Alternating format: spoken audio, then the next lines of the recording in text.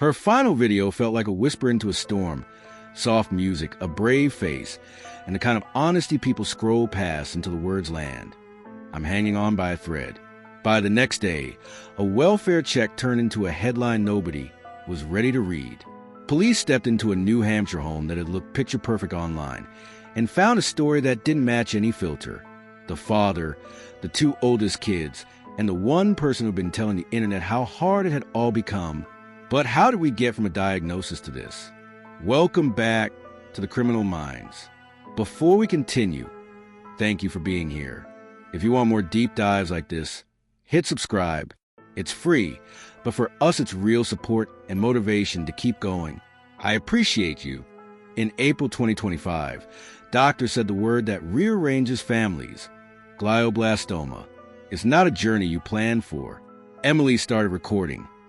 Updates on treatment, small victories, hard days, and a running love letter to a husband in a fight he couldn't win. The videos drew kindness. Comments stacked up with prayers and practical tips. Still, if you watch them back to back, you feel a weight building. The smiles dim, the captions get heavier. A caregiver can grieve a person who's still there. That grief can look like exhaustion you can't name.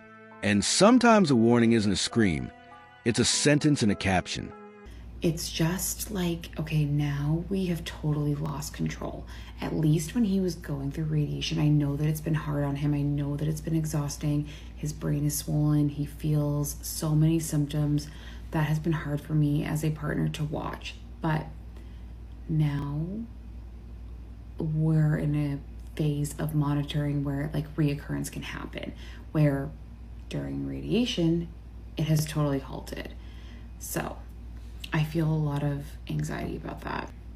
It's hard to like fathom life without this treatment because we're counting on it so heavily. Like we have relied on this to stop the growth of his tumors, and I can't fathom not having this because it was like our safety net of comfort. So I'm just curious, like, as you move past the standard of care, because this is like the first of hopefully many, or hopefully none, either a ton, which means his reoccurrences are treatable, or nothing, which means he doesn't have a reoccurrence. Like those are like my really only two options that I will accept. She didn't hide the struggle. She said out loud, not okay, threadbare, overwhelmed. Friends try to help. Some offered to call a therapist, to sit with her in the waiting, to bring the next casserole and not ask questions. The TikToks became a record of love and a strain. We're not here to diagnose, but we are here to notice. When someone says I'm not okay in public, that's not drama. That's a flare. It means the next 24 hours matter more than you think. Then came August 18th. In the morning, everything changed, but before that there was a video that she made that shocked everyone. Past couple weeks have put me in like a tough spot. The past couple days have been really hard for me. And then the weeks prior to me going on the trip were so hard that I was in a really unhealthy space. Like everyone that I see is like, oh my God, you look so amazing. You look so skinny. You look tiny. And like a year ago, I would have gobbled those compliments up with a spoon. But I do feel myself withering away. Like I am a person where when I'm stressed, like I shut down. I feel sick to my stomach. Like I cannot eat, I cannot sleep, I cannot do anything until this problem is resolved. And obviously this problem is not going anywhere. And I need to come to terms with that. And I think that that is like, it's just been really hard for me to acknowledge like, okay, this isn't going away. This is only going to get worse. Like you can't keep ignoring everything and just hoping that it disappears, because otherwise I'm gonna disintegrate into nothing. And I have 3 kids to look after. I'm still in a really tough place. Like it's not a secret. And I also would never have admitted that, I think a long time ago. For those who are gonna ask, like, no, I'm not in therapy yet. I am just not there yet. I have thought about it. My girlfriend, who is a therapist, is all over it. She's ready for when the time comes, and I say, I need you to help me find someone. She will have someone on speed dial. And so I'm thankful for that too, that my village is intense. They're respecting my space, but they have made it very clear who's going to be doing what and who's offering me what. And I'm grateful for that. After some hours, a welfare check brought first responders to the house. The scene they found was the one you hope you'll never read about. According to the state statement, Emily took a handgun from the home and shot both the husband multiple times, and also shot their oldest children, to cause the deaths of Ryan Long and their 2 oldest children in the early morning hours, then ended her own life. The medical examiner later ruled homicide for the 3 family members and self-inflicted for Emily. Officials added something important. Investigators were aware of multiple concerns in the household and urged everyone not to pin this on a single reason. Grief isn't linear, neither is despair, and yet one detail won't stop echoing. Family annihilation is rare. A female perpetrator is rarer still. A retired NYPD detective put it plainly. We see it less, but we do see it, and it's always devastating. The public mind tries to protect itself with patterns. This doesn't happen. Not like this.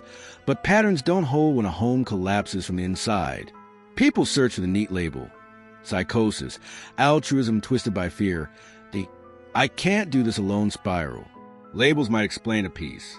They don't restore a future. So we circle the hardest question anyway. Why? And why the warning against just one why? Terminal illness steals time. Caregiving steals sleep. Isolation steals perspective. Add untreated or undertreated mental health issues, and you can build a storm cell from 4 directions at once. That still isn't a single cause engine. Real life is Messier.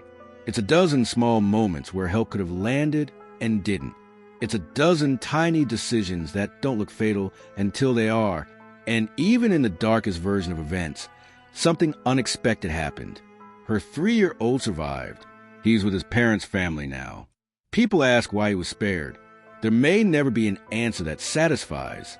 What we do know is that survival isn't simple. Little kids understand more than we think and remember in ways we don't predict. Healing takes years and relatives who show up, clinicians who know how trauma blooms and recedes, and a community that keeps saying you're safe until it becomes true. The responders who walked into that home will be doing their own healing, too. Scenes like this leave echoes. Which brings us to the point of telling this at all. What can we learn before the next siren? If someone in your life starts talking about the heavy stuff in public, I'm not okay. I'm drowning. Treat that like the alarm it is. Check in. Show up. Loop others in. If you're the one typing those words, there's help that meets you where you are. Hotlines, teletherapy, support groups, faith leaders, friends who will sit on your porch until the feeling passes. Families carrying terminal illness need backup. Rides, childcare, one person who handles appointments, another who handles meals, and someone who handles a caregiver. None of that rewrites August 18th, but it might rewrite another date on someone else's calendar. 3 people are gone, 1 little one is learning the world again, and a town will be measuring time as before and after for a long while. We don't end this with a neat answer, because there isn't one. We end it with a challenge.